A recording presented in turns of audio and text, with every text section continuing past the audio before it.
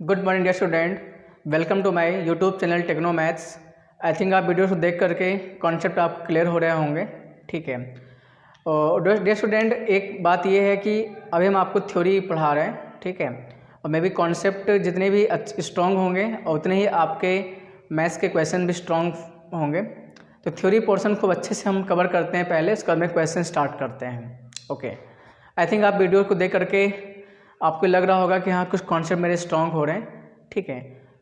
और जो बच्चे हिंदी मीडियम हैं वो भी, अगर मैं जो लैंग्वेज हिंदी बोल रहा हूँ आप उसको लिख लिया करिए, बाकी मैं सारा यहाँ पे इंग्लिश में लिख के देता हूँ जो भी है। अब वैसे यार इतना भी नहीं है कि आप इंग्लिश नहीं समझ सकते हैं, एक बार एफर्ट करेंगे तो आपको इंग्लिश भी समझ में आएगी, इसमें बड़ी बात नहीं है, क्योंकि मैथ का 90% पार्ट इंग्लिश में ही होता है। आपने बहुत क्लास 9, 10, 11, 12 में मैथ पढ़ा होगा, साइन कॉस टेन। अब साइन कॉस टेन की अगर हिंदी की बात करें तो ज्या कॉज्या होते हैं, तो वो कोई आजकल नहीं बोलते हैं। तो मैथ में 90% तो इंग्लिश होती ही होती है, तो आप एक बार एफर्ट लगाइए, बहुत समझ में आएगा। वैसे मैं हिंदी में आपको भी एक्सप्लेन कर दूंगा। ठीक है। Okay dear student, last class में हम लोगों ने ट्विन प्राइम के बारे में पढ़ा था, यही था। तो ट्विन प्राइम होता क्या, मैंने आपको बताया था कि दो प्राइम नंबर जिसमें गैप क्या हो, 2 का गैप हो, उनको हम क्या बोलते हैं, ट्विन प्राइम बोलते हैं। जैसे 11 और 13, तो 11 और 12 के बाद 13 आता है, तो 11 और 12 एक 11 नंबर हो गया, एक 12 हो गया, उसके बाद आता है 13, तो ये ट्विन प्राइम है। फिर हम बात, मैंने आपको बताया 17 और 19 होता है, तो 17 और 18 के बाद आता है 19, तो 2 का गैप हुआ कि नहीं भाई। जैसे मैंने आपको बताया था 17 और 19 भी आपका क्या है, ट्विन प्राइम है। तो 17 उसके बाद आएगा क्या, 18 आएगा, और फिर इसके बाद में आता है 19, तो 2 का गैप हो गया, और इसी को आप क्या बोलते हैं, ट्विन प्राइम बोलते हैं। आई थिंक क्लियर होगा। और नेक्स्ट आपका जो कॉन्सेप्ट है, that is perfect number, that is perfect number, पूर्ण संख्या इसको आप कहते हैं, पूर्ण संख्याएं। ओके, अब देखिए पूर्ण संख्याएं होती क्या हैं, इसको आप समझिए। तो एक बार मैं आपको हिंदी में बता देता हूँ। ऐसी संख्याएं जिनके सभी गुणनखंडों का सम, ऐसी संख्याएं जिनके सभी गुणनखंडों का सम नंबर को मतलब उस संख्या को छोड़कर अगर संख्या के बराबर हो जाता है, तो उसको हम क्या बोलते हैं, परफेक्ट नंबर बोलते हैं, पूर्ण संख्याएं बोलते हैं। ओके, अब मैं यहाँ पे लिख के आपको अभी समझा देता हूँ एग्जाम्पल के थ्रू। तो इसमें आपको ये समझना है कि if the sum of all the factors, if, definition पे आप फोकस करिए, please listen carefully. If the sum of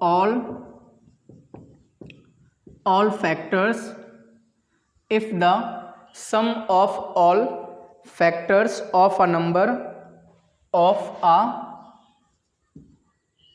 a number excluding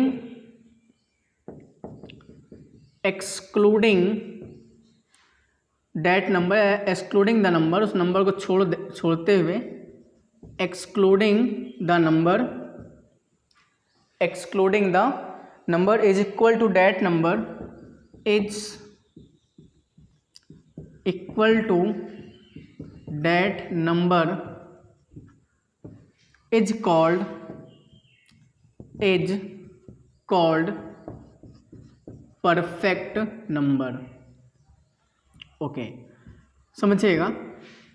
if the sum of all the factors of a number, किसी नंबर के सभी factor का सम उस number को छोड़ करके अगर वो उस नंबर के बराबर हो जाता है, तो उसको हम लोग क्या बोलते हैं, परफेक्ट नंबर बोलते हैं। ओके, एग्जाम्पल देखिएगा, समझिए पहले आप एग्जाम्पल इसका, क्योंकि एग्जाम्पल के थ्रू आपको समझ में आएगा। मैंने कहा 6, तो 6 के फैक्टर क्या क्या भाई, 1 है, फिर 2 है, फिर 3 है और 6 है।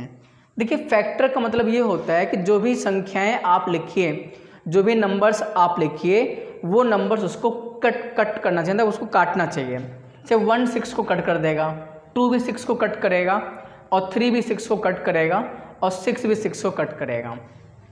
तो सिंपल बात आपको ये समझनी है कि फैक्टर्स की अगर हम बात करते हैं, गुणनखंड की बात करते हैं, तो नंबर्स को काटना चाहिए। तो आप ये बताइए, अगर आप इसका सम लेते हैं 1 + 2 + 3, मैंने कहा कि इस नंबर को छोड़ करके इसको आप हटा दीजिए, एक्सक्लूडिंग दैट नंबर, उस नंबर को छोड़ करके अगर आप फैक्टर का सम लेते हैं, अगर वो नंबर्स के ही इक्वल आता है तो ये नंबर्स कैसा होगा, परफेक्ट नंबर हो जाएगा। Okay, it is a perfect number. First example. Second example देखिए ध्यान से आप, यहाँ पर लिखता हूँ सेकेंड एग्जाम्पल, फिर और भी आप एग्जाम्पल्स देख सकते हैं। सपोज मैंने कहा 15, ओके, तो 15 के फैक्टर में ऐसे लिख देता हूँ, 15 फैक्टर क्या क्या होगा भाई, 3 होगा, आगे क्या होगा 5, 3 हो गया, 3 5 इवन देन 1 भी, 1 का सबका फैक्टर होगा, 1 भी होगा, 3 भी होगा, 5 भी होगा, ठीक है, और 15 इटसेल्फ हो जाएगा। ठीक है, तो आप ये बताइए क्या ये परफेक्ट नंबर हो पाएगा?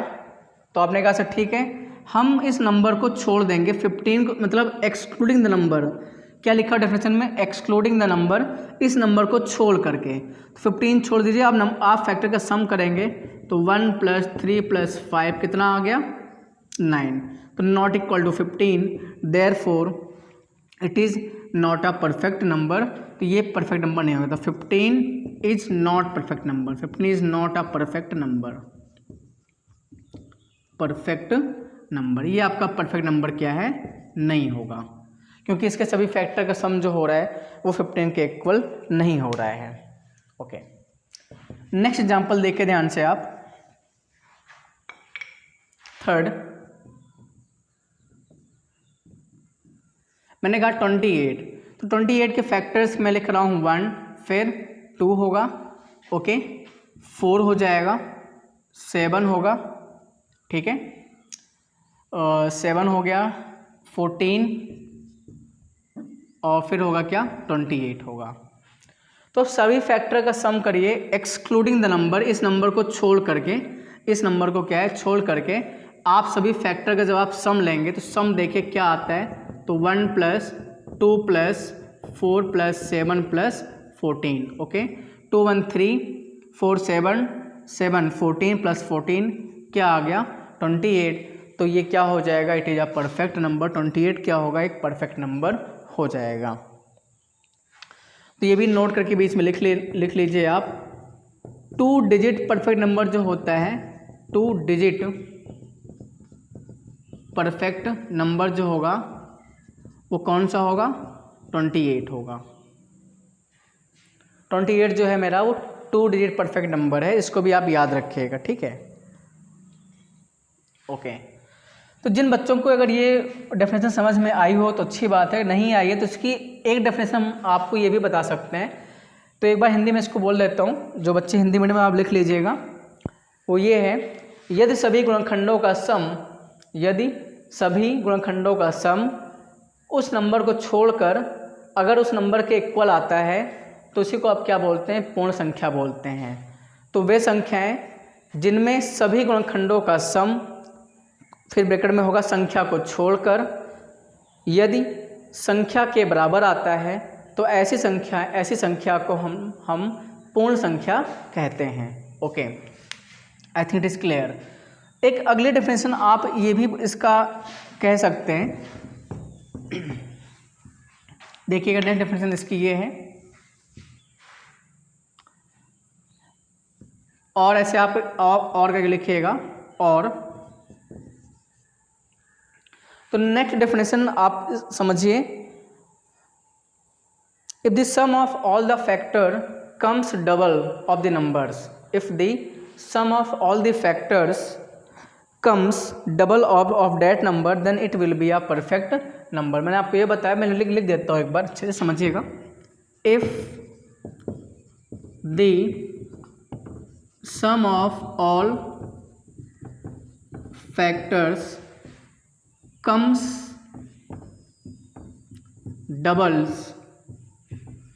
double of that number is called क्या, perfect number, is called perfect number. Okay, मतलब सभी फैक्टर का सम अगर नंबर के क्या आ जाए, डबल आ जाए, if this sum of all factors, सभी फैक्टर का sum comes double of that number, उस नंबर का डबल आ जाए मतलब दोगुना आ जाए, तो ऐसे नंबर्स को हम लोग क्या कहते हैं, पूर्ण संख्या कहते हैं। ठीक है, तो एग्जांपल देखिएगा, जैसे मान लो मैंने लिया था 28 की बात हम लोग कर लेते हैं। ठीक है, तो इसके फैक्टर क्या क्या होंगे, 1 होंगे, 2 होगा, ठीक है, 4, 7, 14, ओके, और 28। आप सभी फैक्टर का सम लीजिए। जो आप सभी फैक्टर का सम लेते हैं क्या क्या आएगा भाई, 1 आएगा, 2 + 4 + 7 + 14 + 28। तो चेक करिए क्या आएगा, 28 और 14 हो जाएगा 42, 42 7 49, 49 4 53 और 3 56 आ रहे हैं। और 56 होगा क्या, 28 का जो होगा वो 2 टाइम्स हो जाएगा। भाई जो नंबर था उसका दुगुना आ गया, तो ये नंबर कैसा होगा, परफेक्ट नंबर हो जाएगा। आप ऐसे भी इसको समझ सकते हैं। ओके, तो मैंने आपको 2 डेफिनेशन बताई है। पहली डेफिनेशन ये बताई है, if the sum of all the factor excluding the number is equal to that number is called perfect number. मतलब यदि सभी गुणनखंडों का सम संख्या को छोड़कर अगर संख्या के बराबर आता है उसको हम पूर्ण संख्या कहते हैं। और दूसरी डेफिनेशन मैंने आपको ये बताई, तो दूसरी परिभाषा है वो ये होगा, यदि सभी फैक्टर का सम, यदि सभी फैक्टर का जो योग है अगर वो उस नंबर का दुगना आ जाए, यदि सभी फैक्टर का योग संख्या के दुगने के बराबर हो जाए तो वो नंबर क्या होगा, परफेक्ट नंबर होगा, मतलब पूर्ण संख्या होगी। Okay, please note it down.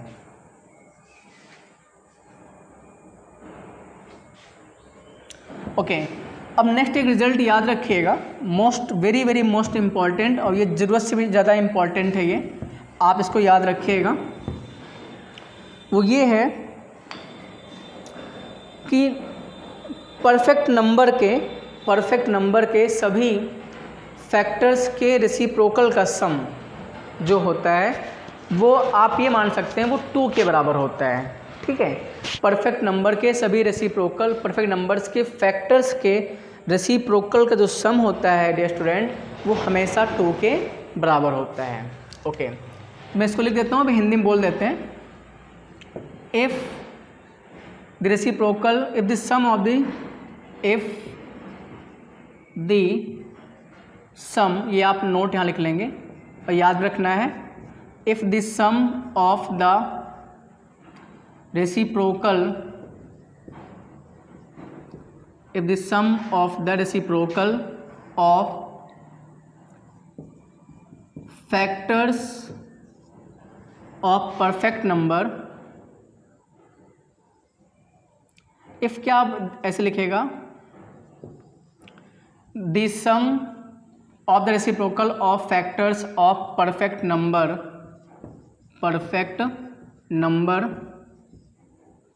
is equal to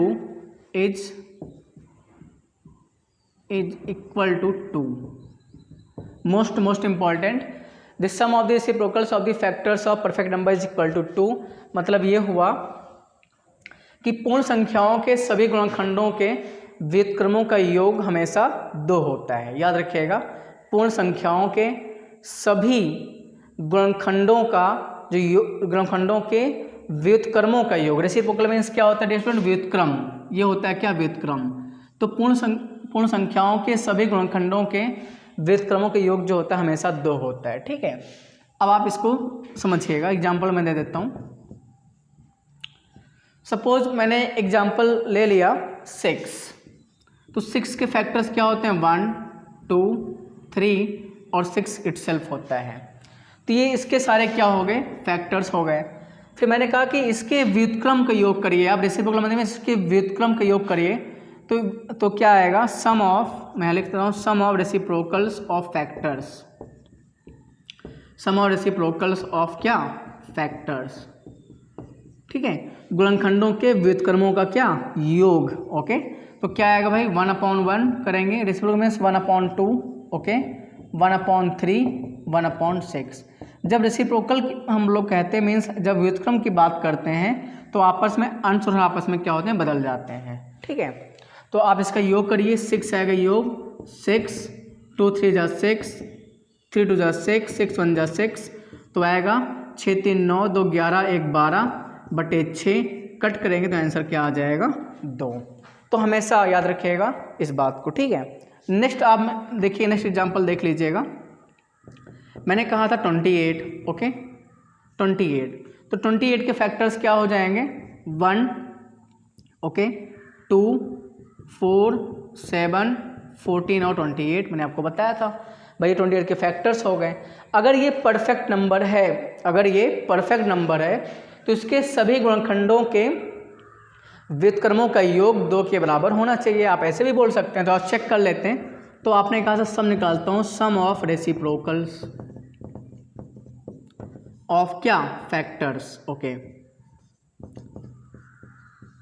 some of reciprocal of factors. तो बताइए क्या क्या आएगा। तो आप कहेंगे सर ठीक है देखिएगा 1/1, ओके 1/2, 1/4, 1/7, 1/14 और 1 क्या 28। तो स्टार्ट करते हैं। तो 28 हो जाएगा क्या एलसीएम, तो यह आएगा 28 प्लस 14 प्लस 7 प्लस 4, 14 2 जा 28 और प्लस 1, ओके 28 14 42 42 7 49 49 4 53 और 3 56 आ जाएगा, और 56/28 आपने कट किया तो आंसर क्या आ गया 2, ठीक है। तो okay student, I think it is clear for you, please note it down.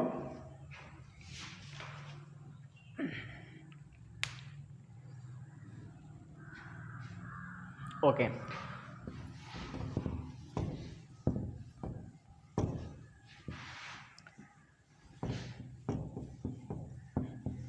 I think ये आपको एकदम क्लियर हो गया होगा क्या होता है परफेक्ट नंबर। तो आप डेफिनेशन पढ़िए, 3 डेफिनेशन मैंने आपको बता दी है, ठीक है। आप उसको पढ़ेंगे समझ में आ जाएगा 100%। और नेक्स्ट आपका कॉन्सेप्ट आता है, this is face value and place value.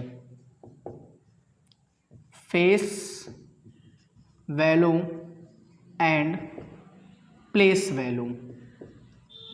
Place value प्रत्यक्ष मान, इसको हिंदी में बोलते हैं प्रत्यक्ष मान और स्थानीय मान। प्लेस मीन्स क्या होता है स्थानीय मान, ठीक है। प्रत्यक्ष मान और स्थानीय मान समझिए पहले आप इसको क्या होता है। एग्जाम्पल जो आप देखिएगा 98372 लिखा है मान लो, या 7 कुछ भी लिख सकते हैं आप 5।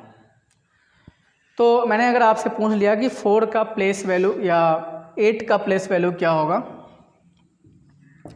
8 का फेस वैल्यू, तो जो होगा वही हो जाएगा 8 हो जाएगा। बट मैंने आपसे कहा 8 का प्लेस वैल्यू क्या होगा, मतलब स्थानीय मान क्या होगा। तो आप समझिए क्या हो जाएगा, 8 लिख लीजिए और जितने नंबर्स उसके बाद में है उतने ही 0 आप लगा दीजिएगा। तो 1 2 3 4, ओके आई थिंक क्लियर हो गया होगा आपको, ठीक है। फिर मान लो मैंने आपसे कहा 2 का या 7 का फेस वैल्यू क्या होगा, प्रत्यक्ष मान क्या होगा, फेस वैल्यू। तो सिंपल है, बताइए क्या हो जाएगा भाई, 7 का 7 ही हो जाएगा फेस वैल्यू। बट आपसे मैंने ये कहा 7 का प्लेस वैल्यू क्या होगा, प्लेस वैल्यू। तो आप कहेंगे सर 7 लिख लीजिए, उसके बाद जितने सी भी संख्याएं लिखी हैं उतने 0 आप बढ़ा देंगे तो इस 7 का आ जाएगा प्लेस वैल्यू आ जाएगा। Please note it down, okay.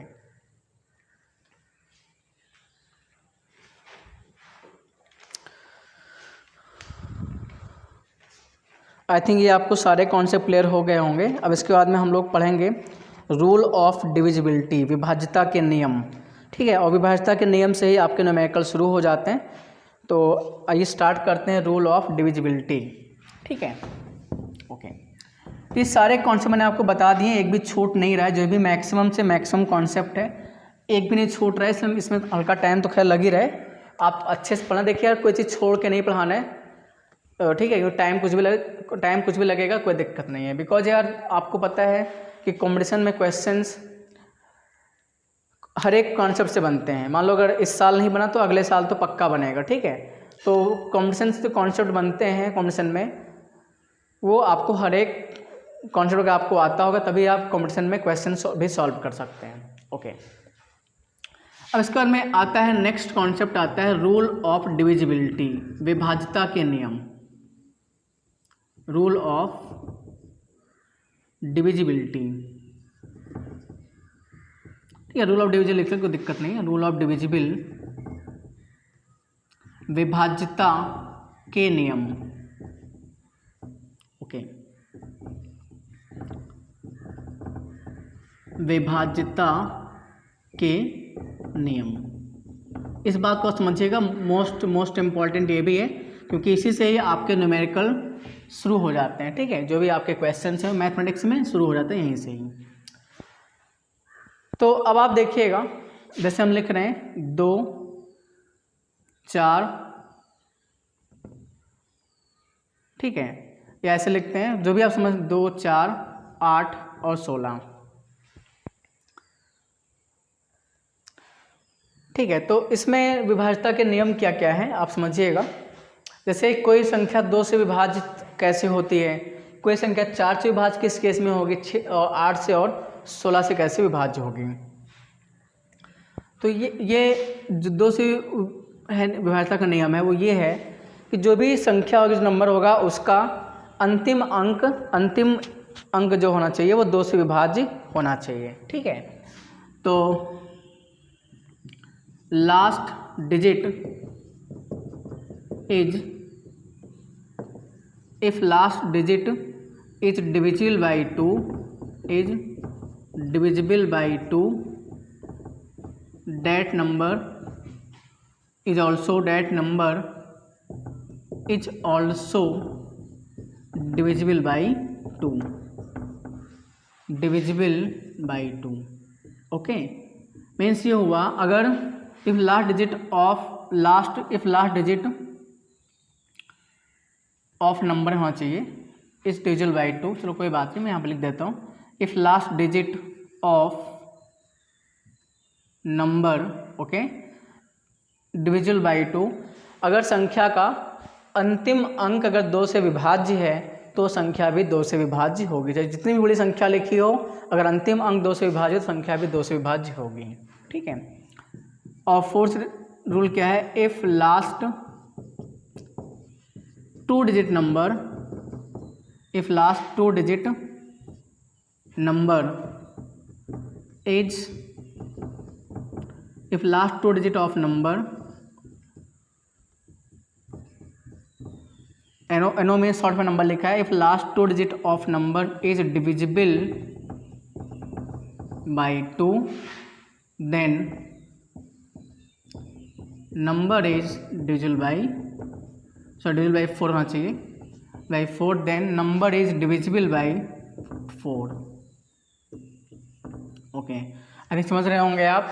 अगर संख्या का अंतिम 2 अंक अगर 4 से विभाज्य है तो संख्या भी क्या होगी, 4 से विभाज्य हो जाएगी। ऐसे 8 के केस में क्या होगा आप लिख लीजिएगा, संख्या का अंतिम 3 अंक अगर 4 से विभाज्य है तो संख्या भी 8 से विभाज्य हो जाएगी। यदि, हिंदी में लिख देते हैं 1-2, यदि संख्या का अंतिम 3 अंक 8 से विभाज्य है, 8 से विभाज्य है तो संख्या भी 8 से विभाज्य होगी। तो संख्या भी 8 से विभाज्य होगी। ओके, आई थिंक समझ रहे हैं आप कि अगर किसी संख्या का अंतिम 3 अंक अगर 8 से विभाज्य है, कि कितनी भी बड़ी संख्या लिखी हो तो आपको चेक क्या करना है, अंतिम 3 अंक अगर 8 से विभाज्य है तो संख्या भी क्या होगी, 8 से विभाज्य हो जाएगी। और नेक्स्ट है 16 से, यदि, मैं यहाँ लिख देता हूँ, if last 4 digit number is number is divisible, if last 4 digit of number is divisible by 16, then number is divisible by 16, then number is divisible by क्या 16। अगर लास्ट 4 डिजिट अगर किसी संख्या का अंतिम 4 अंक अगर 16 से विभाज्य है तो संख्या भी क्या होगी 16 से विभाज्य हो जाएगी। ठीक है, ओके। अच्छा, अभी भी बता दीजिए अगर कोई संख्या अगर 2 से विभाज्य है तो संख्या के अंत में क्या क्या आना चाहिए, क्या क्या आ सकता है? 0, 2, 4, 6 और 8 तो आ सकता है। आप ये भी समझिएगा, कोई संख्या अगर 2 से विभाज्य है मतलब वो संख्या के अंत में 0, 2, 4, 6, 8 ही आ सकता है। तो आप चाहो लिख लेंगे यहीं पे कहीं भी बीच में, ये आप लिख सकते हैं, बीच में लिख लीजिएगा। संख्या के अंत में या तो 0 आएगा या 2 आएगा या 4 आएगा या 6 आ सकता है या 8 आएगा। कोई संख्या के अंत में 0 आ रहा हो या 2 आ रहा हो या 4 या 6, 8 आ रहा हो तो संख्या क्या होगी 2 से विभाज्य हो। प्लीज़ नोट इट डाउन यार, ओके। अब नेक्स्ट जो है ये 2 से विभाज्यता का मैंने आपको नियम बताया था। अब नेक्स्ट होगा 3 से विभाज्यता का नियम, तो आपने आई थिंक इसको नोट कर लिया होगा। ठीक है, नेक्स्ट जो आपका कॉन्सेप्ट है वो 3 से विभाज्यता का नियम आपका नेक्स्ट कॉन्सेप्ट है। या उसके पहले इस पे एग्जाम्पल्स आप कुछ देख लीजिएगा, इस पे एग्जाम्पल्स जो है देखिएगा।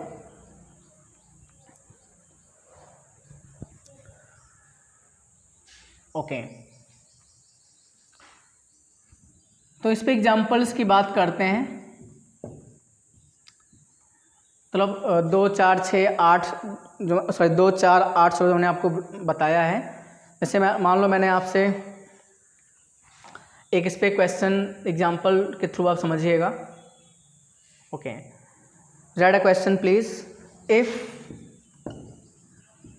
2797 XY is completely divisible by 80 is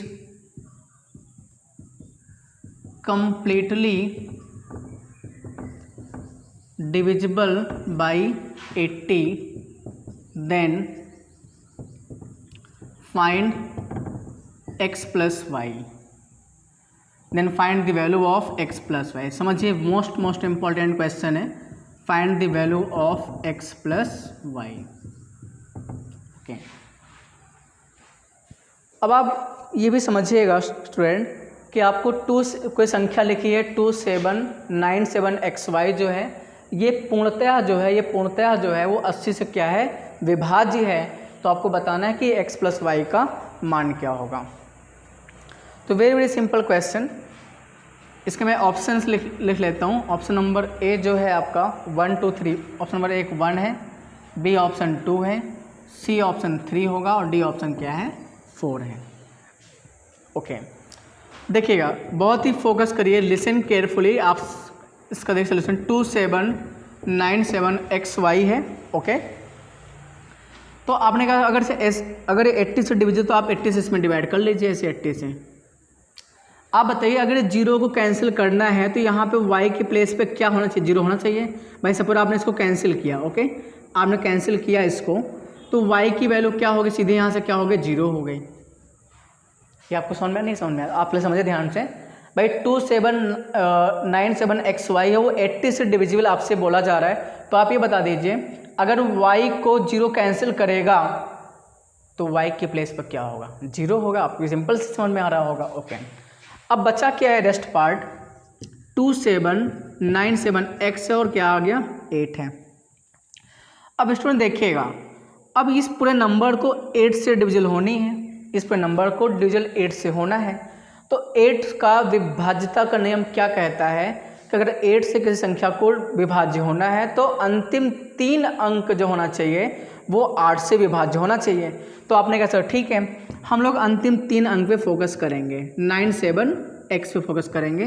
तो 97x को 8 से आप विभाज्य डिवाइड करिए। अब चेक करना पड़ेगा इफ़ x क्या क्या हो जाए। x 1 पे तो हो नहीं पाएगा, 2 पे चेक करेंगे। भाई यहाँ पे सपोज आपने कहा 2 लीजिए 972 आ जाएगा, 8 आएगा, कट करिए भाई, 8 × 8 8, 17 हो गया, 8 × 16, ओके 12 हो जाए, नहीं हो पाएगा, ये भी फेल हो गया। 3 पे कट करेंगे, 73 भी नहीं हो पाएगा। 4 पे भी नहीं हो पाएगा, चेक करेंगे, 4 पे भी नहीं होगा, आप चेक कर लीजिए, 974 अपॉन क्या 8 हो गया भाई, 8 × 8, 8 का नाम 8, 17 होगा, 8 × 16 14, नहीं हो पाएगा, इससे भी नहीं हो पाएगा, ठीक है। 5 पे तो होगा नहीं, 6 पे एक बार चेक कर लीजिए आप, तो हो गया 9 7 6 बटे 8, कट किया आपने, 8 1 8, ओके 17, 8 दूनी 16 और 8 दूनी 16, 6 पे हो गया। तो इन सब पे तो नहीं हो पाया, 6 पे हो गया, तो देयरफॉर x इक्वल टू क्या आ गया 6। तो जो आपको निकालना था, hence x plus y is equal to, इस प्रकार जो x प्लस वाई की जो वैल्यू आ जाएगी, x हो गया 6, y हो गया 0, तो आंसर क्या आ गया 6।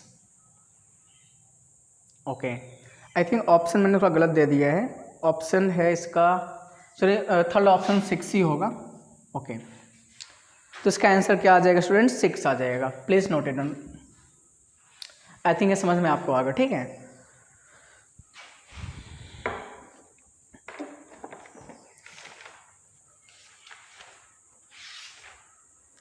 नेक्स्ट क्वेश्चन आपको करना है, आप एक बार ट्राई करिएगा। तो आई थिंक ये नोट हो गया होगा, मैं इसको रेस कर रहा हूँ। स्टूडेंट नेक्स्ट क्वेश्चन जो है यार, उसको खूब अच्छे से आपको खुद ही करना है। तो नेक्स्ट क्वेश्चन आपके स्क्रीन पे आ चुका है, ठीक है। तो उस सेम टाइप का क्वेश्चन है, मैं एक बार क्वेश्चन पढ़ रहा हूँ और आप भी साथ में पढ़िए। क्वेश्चन बायलिंगुअल है, हिंदी और इंग्लिश दोनों में क्वेश्चन लिखा हुआ है, okay. If x and y are the 2 digit of the number 347xy such that the number is completely divisible by 80, okay, then what is the value of x plus y? Same type का question है, आप एक बार try करिए।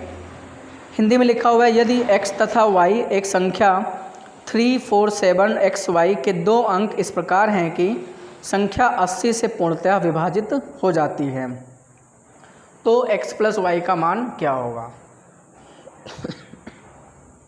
Okay, तो very simple question, इसका option भी screen पे लिखा हुआ है, आप समझिएगा। तो देखिए इसका, देखिए सोल्यूशन क्या है इसका, सेम टाइप का क्वेश्चन है, आप खुद ही कर सकते हैं। सोल्यूशन जो आपको संख्या दिया गया है स्टूडेंट, वो है 347xy, 347xy, इसको 80 से पूर्णतः विभक्त होना है। तो सेम मैंने आपको बताया था पिछला क्वेश्चन, अगर y को 0 कैंसिल करना है तो y के प्लेस 0 होना चाहिए, मीन्स y की वैल्यू क्या हो गई, 0 हो गई, ओके। नेक्स्ट है 347x/8, इसकी बात करते हैं। तो आप ये बताइए, 8 से विभाज्यता का नियम ये है कि लास्ट 3 डिजिट नंबर 8 से डिविजिबल होना चाहिए। तो आपने कहा ठीक है, 47x/8 आएगा, चेक करेंगे इफ़ x को लोग क्या आएगा, 1 पे हो पाएगा, बिल्कुल नहीं हो पाएगा, 71 है, हो ही नहीं पाएगा। 2 पे चेक करके देखते हैं, 472/8 कट किया आपने, 8 5 जा 40, 72, 8 9 72 आ गया। तो 8 से है तो x की वैल्यू आप क्या ले सकते हैं, 2। देयरफॉर x इक्वल टू आ गया 2, hence x plus y is equal to 2 + 0 equal to क्या आ जाएगा, 2, ठीक है। तो ऑप्शन नंबर आपका ए सही हो जाएगा। ओके स्टूडेंट, तो इसको आप अच्छे से नोट कर लीजिए, ओके। आई थिंक आपको आज की क्लास अच्छी लगी होगी। मैंने आपको मैक्सिमम जो भी कॉन्सेप्ट है उन्हें बता दिया है, और अब क्वेश्चन भी बताना है, और कुछ अभी कॉन्सेप्ट बचे हुए हैं उसको बताना है। तो स्टूडेंट आपको करना क्या है, मैंने आपको जो भी क्वेश्चन बताए हैं खूब अच्छे से उसको रिवाइज करना है, अगर आप अच्छे से पढ़ते हैं, रिवाइज करेंगे तो आपको कॉन्सेप्ट नहीं भूलेगा और क्वेश्चंस आपसे फटाफट होंगे। ओके, तो स्टूडेंट इस वीडियो अगर आपको पसंद आई हो तो इस वीडियो को शेयर करिए, सब्सक्राइब और लाइक को शेयर करिए और अपने फ्रेंड्स में मैक्सिमम इसको शेयर करिए ताकि वो भी इस वीडियो का फ़ायदा ले सकें। Thank you.